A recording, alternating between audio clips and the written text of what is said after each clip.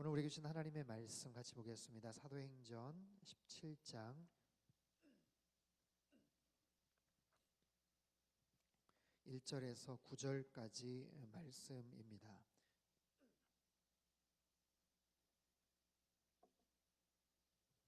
사도행전 17장 1절에서 9절까지 말씀 한 절씩 교독하겠습니다. 제가 먼저 1절 읽겠습니다.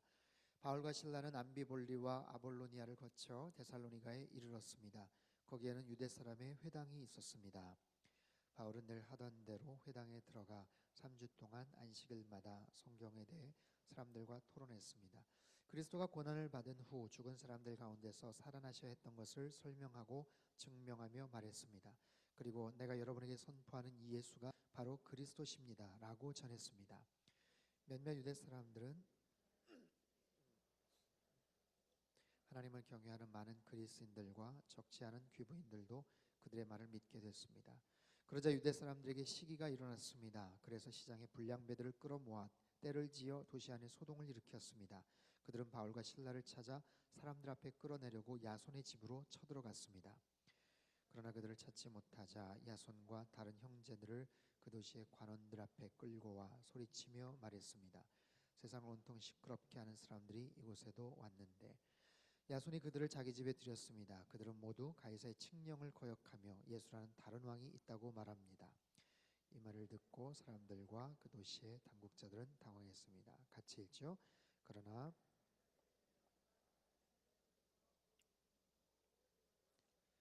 아멘. 기도하겠습니다. 귀하신 주님, 이 시간 주님의 말씀을 듣기를 원합니다. 우리의 연약함과 부족함과 모든 허물과 모든 죄악을 주님의 보혈로 덮어주시기를 원합니다.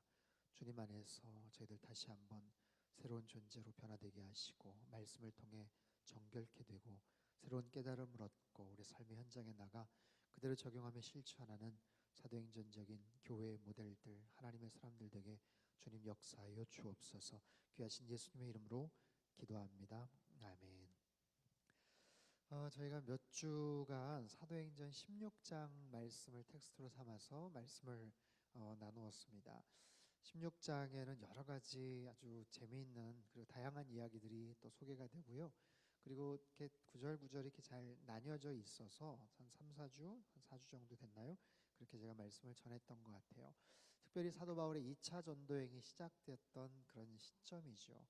더베라는 곳에서 디모데를 만나서 그렇게 바울과 실라, 디모데가 소아시아 지역에 사실 복음을 전하려고 애를 씁니다. 근데 희한하게 성령님께서 계속 막으시는 거예요.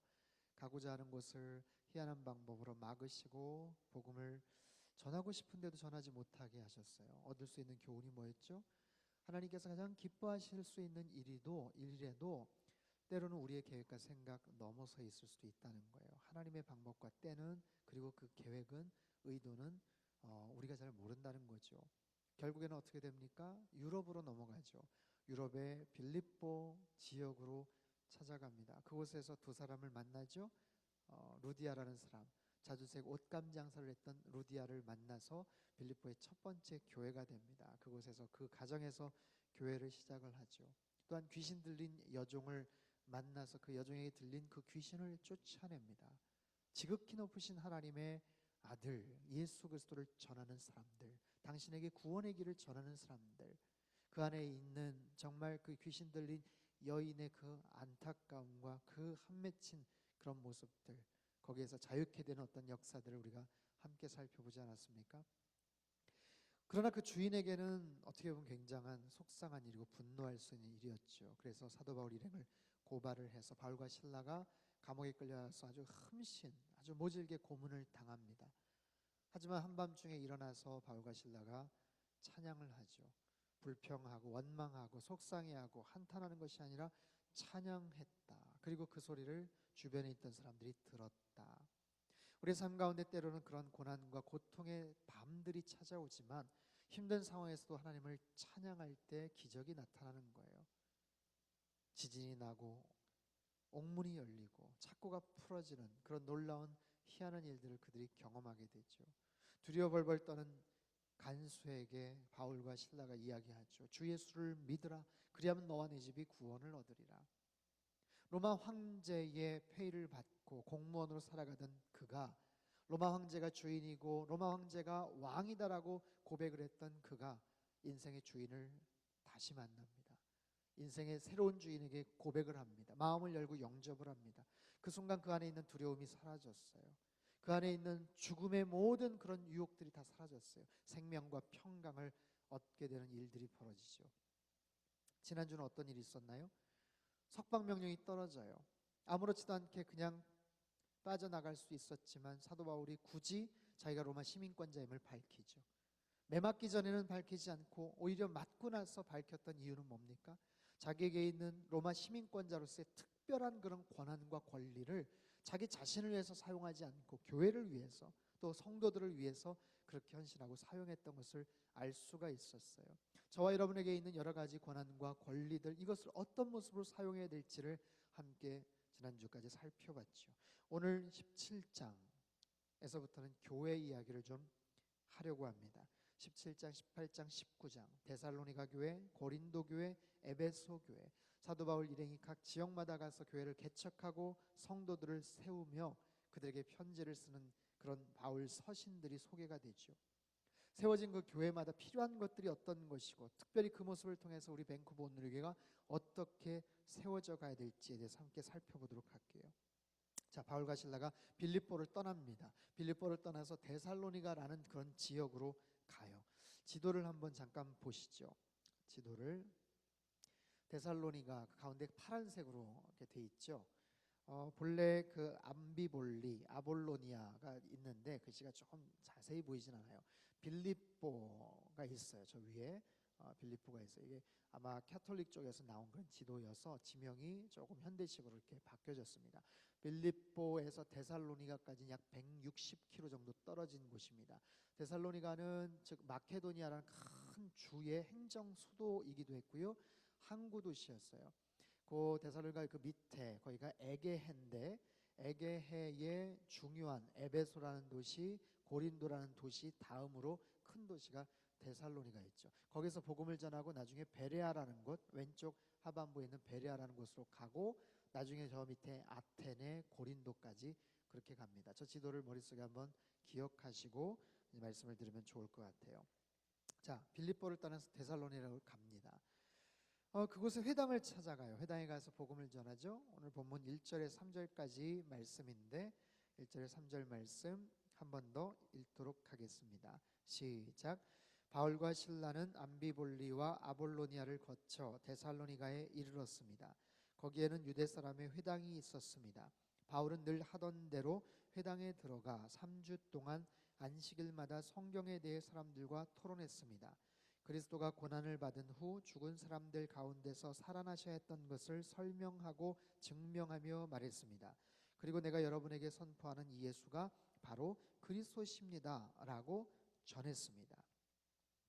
자, 이 데살로니가라는 곳은요, 본래 알렉산더 대왕의 아주 총애받았던 장군 카산더라는 장군이 있는데, 이 알렉산더가 죽고 나서 젊은 나이에 죽지 않아요?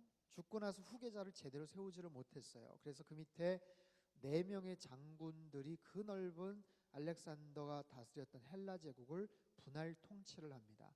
그래서 그 중에 하나인 카산더라는 이 장군이 그 지역을 맡게 되었어요.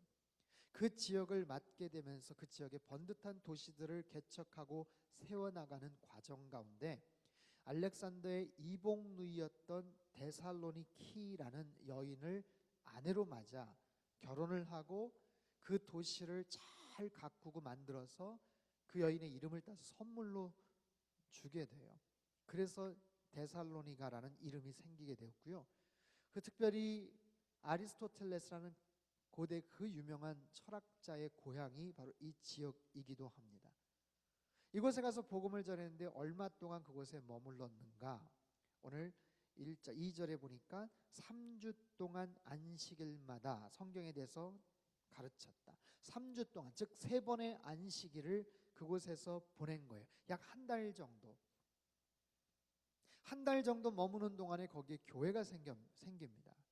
그래서 학자들은 말은 한 달, 3주 정도라고 얘기는 하지만 아마 그 이상이었을 것이다. 그래서 길게는 한 6개월 정도로 봐요. 그래서 짧게는 한 달, 길게는 6개월 정도 그들이 머물면서 교회를 셋업하죠. 여기서 무엇을 했습니까? 회당에 들어가요. 회당에 찾아 들어가서 유대인들, 경건한 이방인들에게 복음을 전하죠. 복음의 내용은 뭐예요? 그리스도의 죽음과 부활입니다. 어디를 가든지 딱 한 가지 메시지. 주님이 그리스도시다. 그분이 죽으셨고 부활하셨다. 생명의 주가 되신다. 여기에 대한 반응이 궁금합니다. 반응이 어떨까요? 되게 두 개의 반응이 상반된 반응. 복음을 받아들인 사람들이 있었지만 반대하는 유대인들이 있었죠. 오늘 본문 4절, 5절 말씀을 한번 읽겠습니다. 4절, 5절 말씀. 4절은 긍정적인 반응, 5절은 부정적인 반응인데 시작. 몇몇 유대 사람들은 그 말에 설득돼 바울과 실라를 따랐고 하나님을 경외하는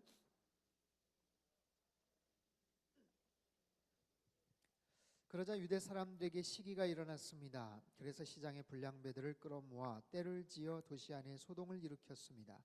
그들은 바울과 실라를 찾아 사람들 앞에 끌어내려고 야손의 집으로 쳐들어갔습니다. 유대인들은 반대하는 거예요. 시기 질투를 하는 거예요. 왜요?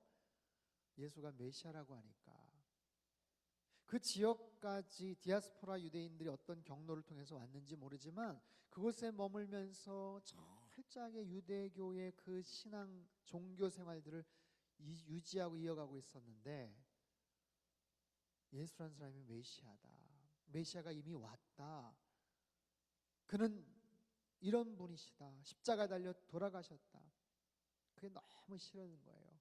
다윗 왕과 같은 능력이 있고 그렇게 우아하고 정말 영광스러운 찬란한 그런 메시아가 올 텐데 30대 초반의 그 젊은이, 나사렛 지방에서 태어나서 그렇게 자란 그런 젊은이가 메시아라고 십자가에 달려서 처참하게 죽은 그런 예수라는 자가 메시아라고 하니까 싫은 거예요. 사도 바울도 옛날에 그랬죠. 그게 싫어서 그렇게 크리스찬들을 극렬하게 핍박하고 그러지 않았습니까? 여기 있는 유대인들도 마찬가지예요. 예수가 메시아다, 그리스도다 이 말에 막 경기를 일으키는 거예요. 너무 화가 나고 분노하니까 어떻게 해요? 그 지역의 불량배들을 소집합니다. 동원합니다. 그래서 붙잡으려고 행패를 부리려고 얘기를 해요. 그런데 야손이라는 사람의 집에 피신해 있다가 그곳에 급습을 했는데 그만 도망쳐 버렸어요. 야손은 누군가? 아마도 두 가지 학설이 있는데 빌립보의 루디아처럼 처음 그곳에 가서 예수를 믿었던 첫 번째 그 지역의 크리스찬이 아닐까 하는 학설과 두 번째는 로마서 16장에 보면 로마에 있는 성도들에게 안부를 묻는데 거기에 여러 사람의 이름이 소개가 돼요. 근데 거기에 바울의 친척인 야손이라는 사람의 이름이 소개가 돼요. 그래서 아마 그게 동일 인물이 아닐까. 그래서 바울의 얼마만큼 가까운 친척인지 모르지만 아마 그 지역에서 거주하고 있던 바울의 친척이라서 거기에 거주하지 않았나. 정확하진 않습니다만 그렇게 추측을 할 수 있어요. 어쨌든 야손이라는 사람이 바울과 실라를 도와줬어요. 근데 바울과 실라가 거기에 있다는 것을 알고 아무튼 급습을 했는데 이미 피신을 시켰죠. 그러니까 화가 난 유대인들이 야손을 붙잡아 가지고 관가에다가 고발을 하는 거예요. 이 인간이 이런 사람들을 숨겨줬다 하면서 이렇게 얘기를 합니다. 6절과 7절 말씀. 6절 7절 같이 한번 읽겠습니다. 시작. 그러나 그들을 찾지 못하자 야손과 다른 형제들을 그 도시의 관원들 앞에 끌고 와 소리치며 말했습니다. 세상을 온통 시끄럽게 하는 사람들이 이곳에도 왔는데 야손이 그들을 자기 집에 들였습니다. 그들은 모두 가이사의 칙령을 거역하며 예수라는 다른 왕이 있다고 말합니다. 이 사람들이 사도 바울 일행을 뭐라고 지금 고발하고 얘기하냐면 세상을 온통 시끄럽게 하는 사람들이 이곳에도 왔다. 세상을 시끄럽게 하는 사람들, 개역 성경에는 천하를 어지럽히는 사람들, 천하를 어지럽게 하는 사람들. 킹 제임스 버전 영어 성경에는 turn the world upside down이라고 표현되어 있어요. turn the world, 세상을 upside down, 휘젓고 완전히 뒤엎어버리는 사람들. 여러분 이거는 조롱하고 고소하기 위해서 고발하기 위해서 했던 표현이지만 얼마나 근사한 표현이에요. 세상을 뒤엎는 사람들, 크리스찬이란 하나님의 사람들이란 세상의 모든 논리와 가치관을 벗어나서 완전히 하나님의 생각과 하나님의 마음과 가치관을 가지고 그렇게 세상을 변혁시키는 사람들 아닙니까? 정확하게 표현을 하는 거예요. 세상을 뒤바꾸려는 사람들, 뒤엎으려는 사람들, 복음으로 뒤엎으려는 사람들, 예, 맞죠. 근데 이들이 뭘 전하냐면 가이사의 칙령을 거역하며 예수라는 다른 왕이 있다고 말합니다. 황제 폐하, 로마 황제의 영을 거역하며 예수라는 다른 왕이 있다고 말합니다. 여러분, 이 말은요 굉장히 위험한 말이에요. 빌립보 감옥의 간수에게도 너의 주인을 바꿔라, 주 예수를 믿어라, 너의 주인이 황제가 아니라 예수님 그분이라는 걸 고백해라. 굉장히 어려운 그런 고백이죠. 근데 보세요, 데살로니가 지역은 특히 그래요. 로마 정부에서 특별히 자율권을 보장했던 도시입니다. 보세요, 8절에 보면 이 말을 듣고 사람들과 도시의 당국자들이 당황했다고 하는데, 이 당국자라는 말, 폴리타르카스라는 말은요 로마 지역 내에서 행정장관, 그 도시를 책임지는 행정장관을 가리키는 거예요. 그냥 관리가 아닙니다. 로마는요 데살로니가 지역을 식민지가 아니라, 식민 통치가 아니라 자유도시로 인정을 해줬어요. 그래서 AD 1세기에는 5명의 폴리타르카스 행정장관들이 그 지역을 통치를 했어요. 데살로니가 지역을 통치했어요. 근데 맡겨놓으니까, 일이 많으니까 잘하는 거예요. 로마 정부와 아주 좋은 관계를 맺고 충성을 다하면서 시끄럽지 않게 잘 감당하니까 2세기 들어서는 한 명을 더 티오를 줍니다. 그래서 6명의 행정장관들이 그 지역을 통치를 한 거예요. 그러니까 데살로니가 지역의 입장에서는 자율권을 보장받아서 굉장히 프리하게 살 수 있는 그런 도시인데, 그런 만큼 로마 제국의 정부에 잘 순종하면서 살아가야 되는데, 황제 외에 다른 왕이 있다고 뭔가를 얘기하고 선포하고 전파하는 사람들이 있다고 하니까 얼마나 깜짝 놀라겠어요. 얼마나 화들짝 놀라겠어요. 큰일 나는 거거든요, 그거는. 그래서 어떻게 합니까? 결국 야손이 갇혀 들어갔지만 꽤 많은 돈, 액수의 돈을, 보석금을 내고 석방이 돼요. 그리고 나서 바울과 실라는 야반 도주를 합니다. 그런 적이 없어요. 야밤을 틈타서 베레하는 곳으로 피신을 해요. 하도 그 지역의 유대인들이 극성이었기 때문에. 그래서 데살로니가, 베레아, 저 아래 아테네, 고린도까지 그렇게 떠나요. 하지만 바울 사도의 관심은 어디 있을까요? 떠나간 데살로니가 한 달이든 6개월이든 아무튼 자기가 개척을 해서 교회를 세웠는데, 거기에서 이제 믿음으로 반응하는 그 사람들 더 세워줘야 되는데, 더 말씀으로 양육해야 되는데, 제대로 인사도 못하고 제대로 교육도 잘 못 마치고 떠나니까 너무 마음이 안 된 거예요. 너무 궁금한 거예요. 그 지역을 누가 좀 케어해 줘야 되는데, 어떻게 섬겨줘야 되는데. 그 이전에 빌립보는 어떻게 했는지 아세요? 빌립보 지역도 떠났잖아요. 여러분, 바울 사도의 일행이 지금 어떻게 됩니까? 바울이 있고 실라가 있고요, 디모데가 있고 누가가 있어요. 누가 4명이 환상의 팀을 만들어서 지금 전도행을 하죠. 근데 빌립보를 떠날 때 누가를 거기다가 두고 와요. 그 지역을 잘 섬길 수 있도록 두고 옵니다. 어느 정도 기간이 있었는지 몰라요. 그런데 20장 5절에 보면 누가가 다시 합류하고 있는 흔적이 보여요. 우리가라는, 누가가 저자였잖아요.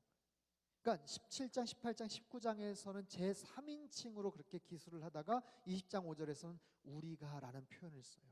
아마 그 지점에서 다시 합류를 했던 것 같아요. 아무튼 어쨌든 간에 빌립보는 그렇게 남겨졌다고 치고, 데살로니가 지역은 어떻게 할 수가 없으니까 일단 피신을 합니다. 그리고 저 아래쪽 아테네에서 디모데를 보내요. 디모데를 보내서 그곳을 안부를 묻고 어떻게 했는지 돌아가는 상황을 한번 봐라. 근데 디모데가 와서 보고를 하는데 너무너무 사역을 잘하고 교회가 잘 세워져 가고 있다는 거예요. 그 말에 사도 바울이 감격을 합니다. 기뻐합니다. 그리고 디모데 편에 다시 편지를 써서 보내요. 그 편지가 데살로니가 전서 그리고 후서가 되죠. 조금 복잡할 수 있었지만 여러분 잘 기억을 하시면 사도행전 전체적인 맥락과 서신서를 꿰서 이해할 수가 있어요. 다음 주, 그 다음 주도 마찬가지인데, 자 보세요. 짧게는 한 달, 길게는 6개월 정도 기간 동안 세워졌던 교회인데 너무너무 아름답게 세워진 교회예요.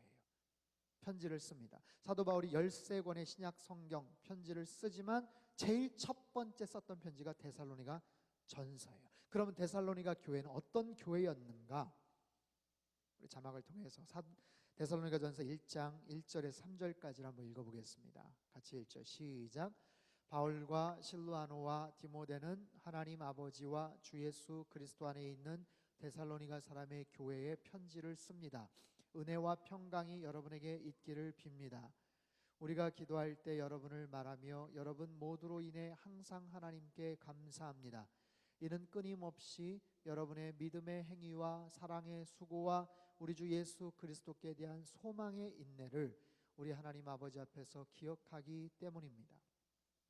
교회가 세워진 지 불과 글쎄요 2, 3년밖에 안 된, 그 이하밖에 안 됐을 교회인데 너무 아름다운 모습으로 잘 세워지고 양육되고 있어서 바울 사도가 기쁨으로 그 교회에 편지를 쓰는데, 특별히 3절에 아까 우리 주보를 통해서 읽었죠. 세 가지: 믿음의 행위, 사랑의 수고, 소망의 인내가 있었다라고 얘기해요. 데살로니가 교회 안에는 믿음의 수고가 있었고 믿음의 행위가 있었고 사랑의 수고와 소망의 인내가 있었다는 거예요. 이 세 가지를 한번 주목해서 한번 살펴볼게요. 첫 번째는 믿음의 행위예요. 믿음의 행위, 개역성의 믿음의 역사라고 합니다. 믿음의 역사, 그 교회 안에 있었던 믿음의 역사들. 보세요, 교회 안에서 할 수 있는 일들이 많지만 가장 중요하고 아름다운 행동은 믿음의 사역이에요. 믿음을 기반으로 한 그런 행동들이에요. 이재훈 목사님께서 언젠가 그런 말씀을 하셨어요. 과거에는 불과 한 10여 년 전만 해도 전통적인 개념으로 교회를 평가할 때, 그 교회가 어떤 교회냐, 그 교회가 성장하는 교회냐, 부흥하는 교회냐를 평가할 때 ABC가 있었어요. 그 교회를 평가하는 ABC. A는 attendance, 출석 인원. 출석 인원이 어떻게 되냐, 몇 명이나 모이냐, 그거죠. B는 building이에요. 건물을 어떻게 갖고 있냐, 교회 사이즈 건물이 어떻게 되냐. C는 뭘까요? C는 캐시예요. 캐시. 재정 상태가 어떠냐, 1년 예산이 어떠냐. 그걸 가지고 교회가 크네, 좋은 교회네, 부흥하는 교회네, 그렇게 평가를 했다는 거예요. 하지만 최근에 교회에 대한 새로운 평가들이 나왔어요. 똑같은 ABC입니다. A는 apostle, 사도예요. 사도. 즉 말씀으로 훈련되고 양육받은 주님의 제자들, 주님의 일꾼들이 얼마나 되느냐. B는 baptism이에요. 세례. 수평 이동이 아니라 구원받은 사람들, 그 교회를 통해서 세례받고 예수님을 새롭게 믿고 만나는 사람들 숫자가 얼마나 되느냐. C는 셀입니다. 셀. 조직이에요. 우리로 말하면 순이에요. 순조직. 그 교회 성도가 500명이다 1000명이다 근데 그냥 뭉뚱그려 있으면 별 의미가 없다는 거예요. 500명이든 1000명이든 그 인원이 10명 단위로 5명 단위로 소그룹으로 모여서 각각 하나의 셀처럼 분화하고 거기에서 어떤 기동력과 영적인 영향력들을 발휘할 수 있는 그런 공동체냐, 그걸 가지고 그 교회가 얼마나 건강하냐, 성장하고 부흥하고 아름다운 교회냐를 평가할 수 있다는 거죠. 예, 맞습니다. 여러분, 교회가 새롭게 부흥하고 새로워지기 위해서는 반드시 이런 기본적인, 그리고 그 안에 중심은 뭐냐면 믿음이에요. 믿음의 역사, 믿음의 행동들, 행실이 있어야 돼요. 믿음을 통해서 이루어진 일들이 얼마나 되는가, 이런 관점으로 저희 온누리교회 지난 1년간 제가 한번 살펴봤어요. 1년간 여러 가지 사역들, 모임들 되돌이켜 볼 때 하나님께서 참 많은 부분에서 채워주시고 세워주셨다는 것을 깨닫게 됩니다. 예배마다 은혜가 있고 예배마다 정말 잘 셋업이 되어가는 어떤 그런 모습들. 선교는요, 지난 여름에 4번의 아울리치가 하나같이 다 기가 막히게 은혜가 넘쳤어요. 여러분, 이번 겨울에도 한번 기회 되는 대로 꼭 한번 가십시오. 교육은 어떻습니까? 저희 교회 5개 교육 부서가 있어요. 1개 청년 부서가 있어요. 교육자분들, 선생님들 같이 얼마나 열심히 수고하고 애쓰시는지 몰라요. 행정적인 부분들, 작년에 랭리 비전 센터에 갔고 올해 또 레노베이션 또 새롭게 하면서 점점 더 자리를 잡아가죠. 얼마나 많은 모임과 교제와 식사의 공동체 모임이 있었는지 몰라요. 양육은 어떻습니까? 새가족 7주 과정이 있었고 또 1대1이 있었지만 그것을 이번에 같이 병합을 했죠. 처음에는 우려도 많았어요. 근데 우리 새로운 분들이 처음에 좀 부담스러울 수 있지만 그 동반자 과정 같이 잘 마치면서 그 안에서 너무너무 아름다운 그런 고백들이 있음을 보고 있습니다. 물론 아직도 부족한 부분들이 여전히 있긴 하지만 그럼에도 믿음을 통해서 지금까지 차곡차곡 기둥을 세우는 일들이 잘 지금 세워져 가고 있다는 거예요. 여러분, 교회는요, 믿음 공동체예요. 성도는요, 믿음으로 구원받은 하나님의 자녀들이에요. 그렇기 때문에 교회 공동체 안에서 있어야 되는 당연한 믿음의 행위들, 믿음의 역사들이 있어야 되는 거예요. 여러분, 우리가 일상에 살아가면서 어떤 일들을 하죠. 내가 뭔가를 이루죠. 내가 땀 흘려서 노력해서 어떤 대가를 받죠. 내가 주머니를 털어서 내 돈을 들여서 뭔가를 사죠. 여러분, 거기에는 그건 굉장히 당연한 거예요. 내가 노력한 것에 대한 결과, 내가 돈을 지불하고서 얻은 것에 대한 결과, 그 과정을 통해서 하나님이 하셨습니다 이렇게 얘기하는 거 있나요? 별로 그렇게 얘기할 수가 없어요. 그냥 내가 당연히 내 돈 가지고 내 노력으로 내 의지로 그냥 한 거예요. 하지만 교회는 믿음의 공동체이기 때문에 때로는 벅차고 힘든 일이 있어도 그것을 초월해서 능가해서 할 수 있는 일들, 앞으로 어떻게 될지는 모르지만 믿음으로 갔더니 그런 결과들이 주어지더라 하는 그런 고백들이 많아야 된다는 거죠. 데살로니가 교회는 짧은 역사를 가진 교회지만 그런 아름다운 고백들이 있었다는 거예요. 저는 바라기를 밴쿠버 온누리 교회 안에도 이런 아름다운 믿음의 역사들이 더 많아질 수 있기를 주님의 이름으로 축원합니다. 여러분, 삶 가운데도 단순한 상식에 의해서가 아니라 내 노력과 내 능력에 의해서가 아니라 믿음을 통해서 이루어진 하나님의 귀한 역사들이 더 많아질 수 있기를 바라요. 두 번째는 사랑의 수고예요. 사랑의 수고. 누군가 어떤 수고를 해요. 땀을 흘리고 노력을 해요. 나의 꿈을 이루기 위한 수고일 수 있어요. 나의 만족을 이루기 위한 수고일 수 있어요. 그 수고를 통해서 정당한 대가나 보상을 받는 수고일 수 있어요. 하지만 가장 아름다운 수고는요, 사랑의 수고예요. 아무런 대가, 보상 없어도 묵묵하게 그 안에 사랑의 마음을 가지고 하는 수고. 기업이나 국가에서 행해지는 여러 가지 수고들이 있어요. 국민들의 편의, 기업의 이윤 창출을 위한 수고지만 크게 감동은 되지 않아요. 하지만 보세요, 교회 안에서 이루어지는 수고는 사랑의 수고여야 된다는 거예요. 어떤 모습이었는지 구체적으로 남아있지는 않지만 서로를 위해서, 교회를 위해서, 공동체를 위해서, 하나님을 위해서 사랑의 마음이 있었던 수고.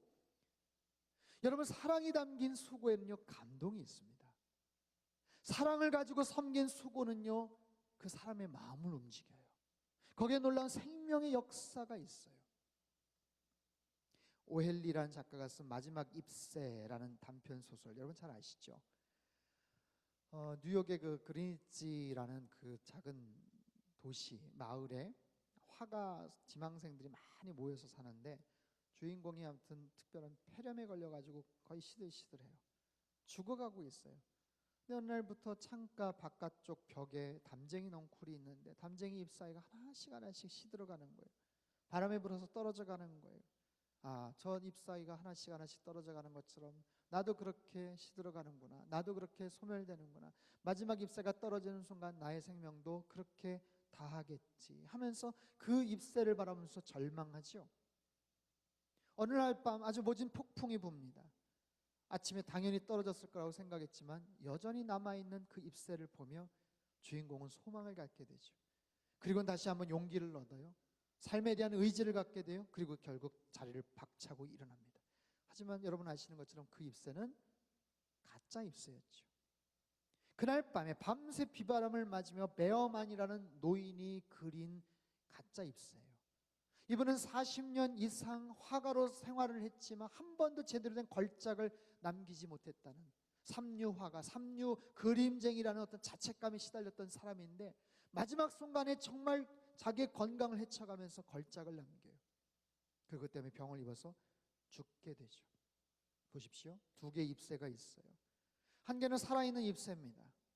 또 한 개의 잎새는 가짜 잎새예요. 만들어진 잎새예요. 죽은 잎새예요. 그러나 아이러니컬하게도 살아있는 잎새는 주인공에게 실망을 안겨다 줘요.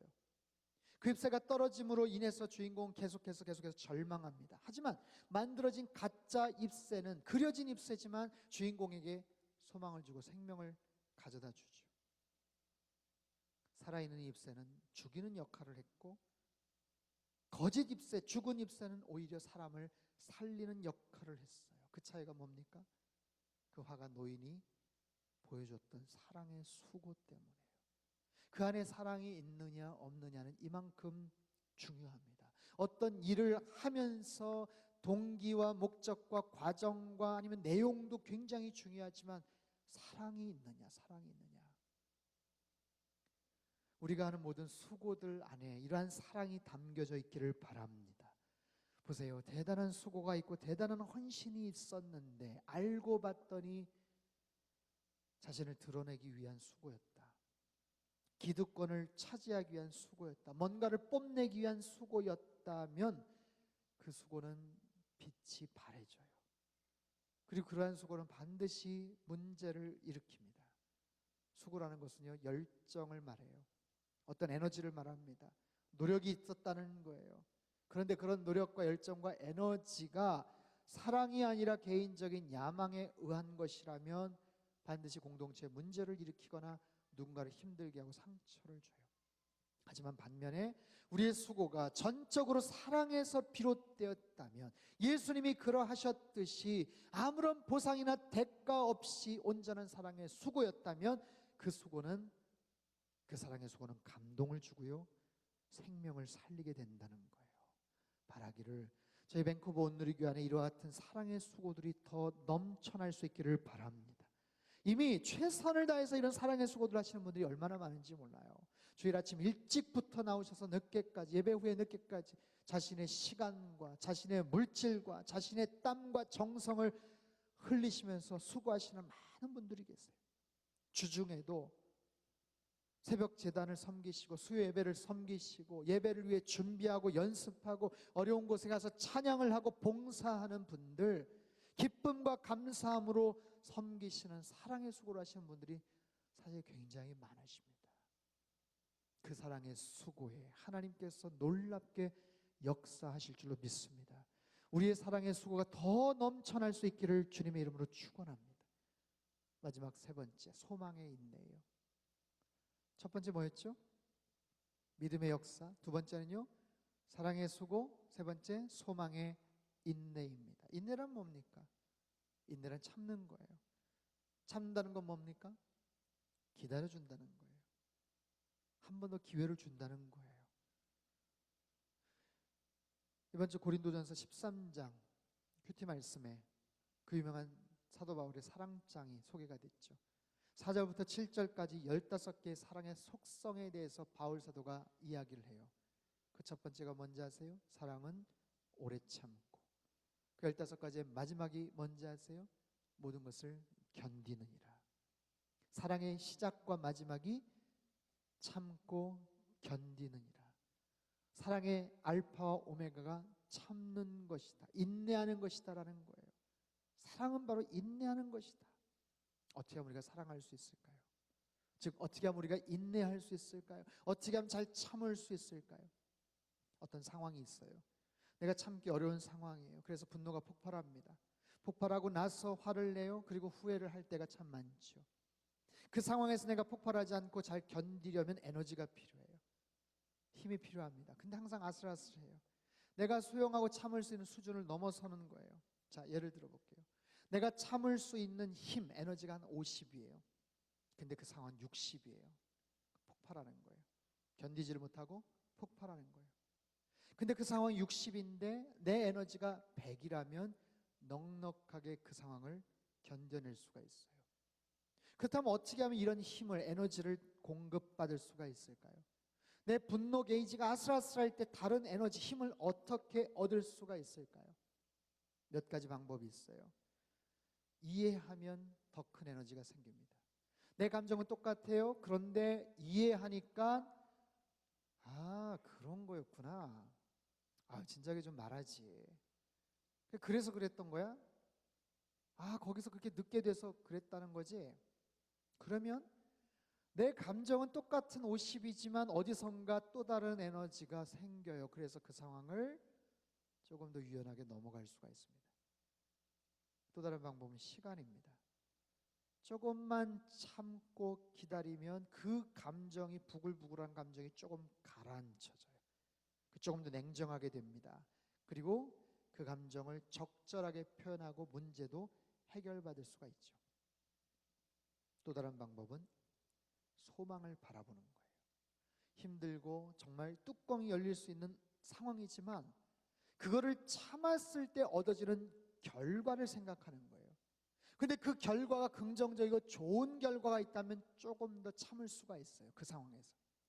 특별히 운동선수들, 극한의 고통과 훈련을 하는 운동선수를 한번 생각해 보십시오. 그분들은 뭐 타고난 특별한 고통을 잘 못 느끼는 그런 분들이 아니에요. 어떻게 하면 그런 호된 훈련들, 그런 고통의 시간들을 보낼 수 있을까요? 소망 때문에.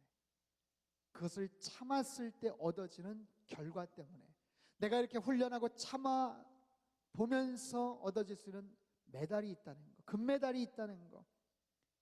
세계적으로 유명한 스트라이커, 축구선수 호날두라는 선수가 있어요. 크리스티안 호날두라는 선수. 굉장히 탁월한 실력을 발휘하는 대단한 선천적인 능력을 가진 선수 같지만 굉장한 후천적인 노력을 기울이는 그런 선수래요. 자기 관리에 철저한 선수.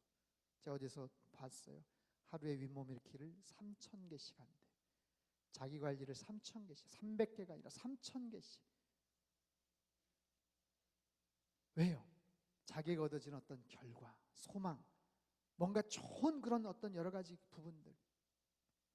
연예인들이 그렇게 금방금방 살도 빼고 다이어트도 하고 막 이런 모습에 언젠가 TV에서 어떤 영화 배우인가요? 그렇게 얘기하더라고요. 누가 물어봤어요. 어떻게 그렇게 금방 살을 빼고 어떻게 그렇게 잘 관리를 하십니까?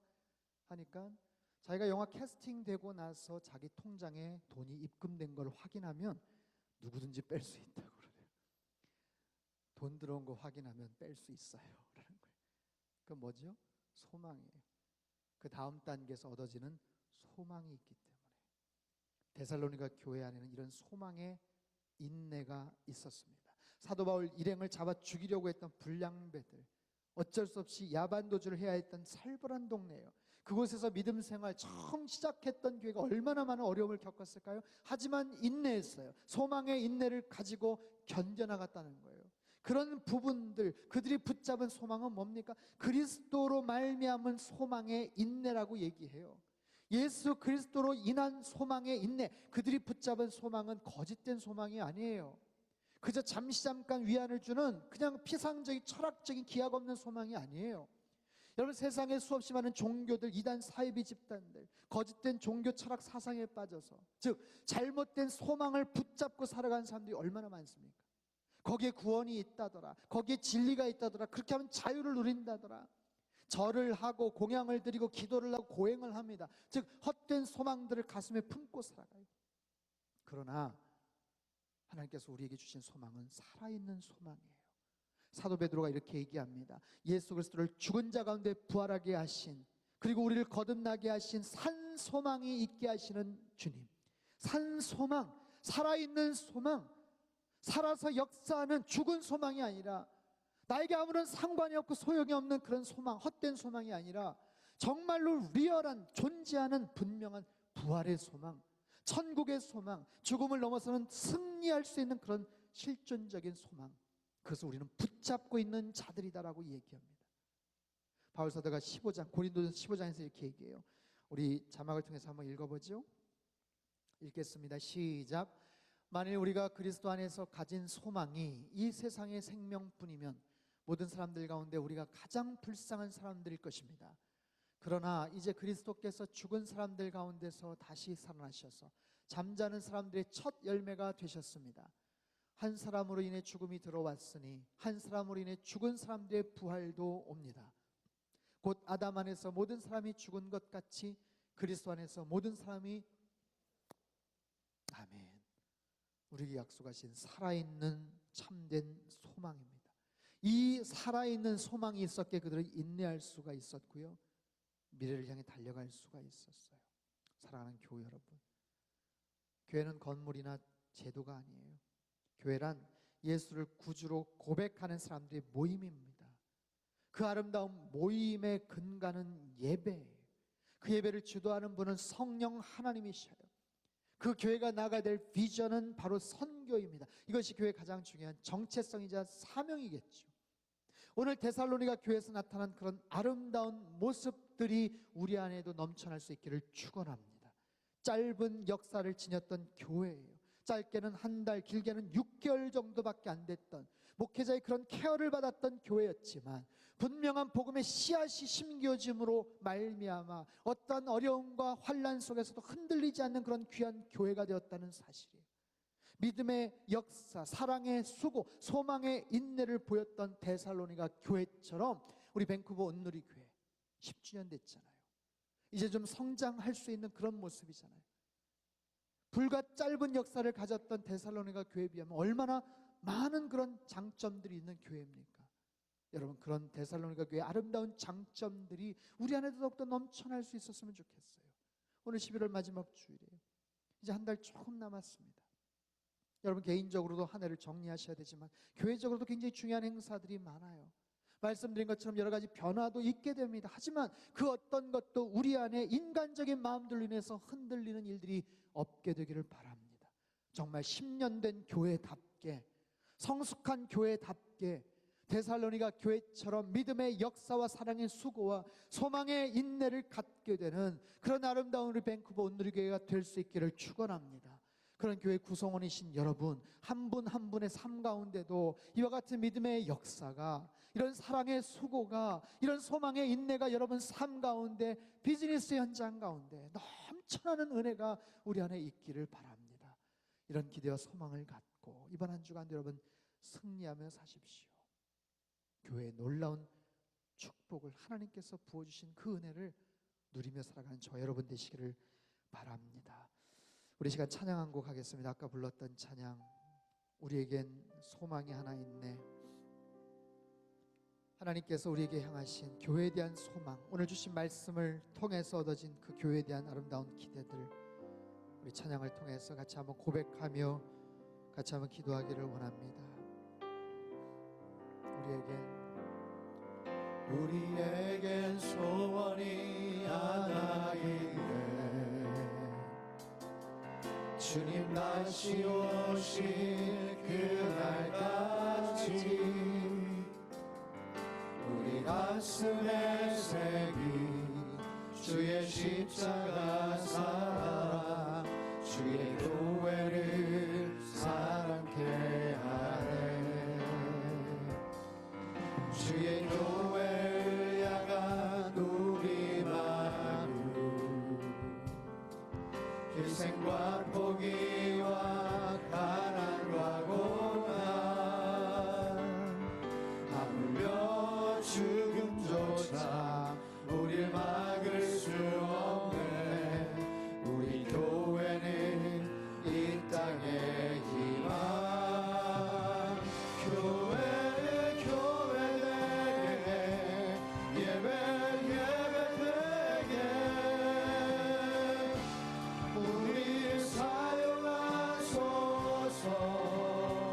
진정한 부흥의 날 오늘 임하도록 우리를 사용하소서. 성령 안에 노래하라. 성령 안에 예배하리라. 자유의 마음으로 사랑으로 사역하리라. 사랑으로 사역하리라. 교회는 생명이니 교회를 교회되게 예배되게 우리 사용하소서. 진정한 부흥의 날 오늘 임하도록 우리를 사용하소서. 우리 시간 같이 한번 가슴에 손을 얹고 함께 기도하기를 원합니다. 이곳 밴쿠버 땅에 하나님께서 귀한 밴쿠버 온누리 교회를 세워주셨습니다. 힘들고 어려운 이민 생활, 유학 생활 속에 좋은 교회를 만난다는 것은 얼마나 큰 축복인지 몰라요. 우리 교회, 하나님 계속해서 사도행전 29장의 비전들을 써내려가는 교회 되게 하여 주옵소서. 데살로니가 교회를 생각해 봅니다.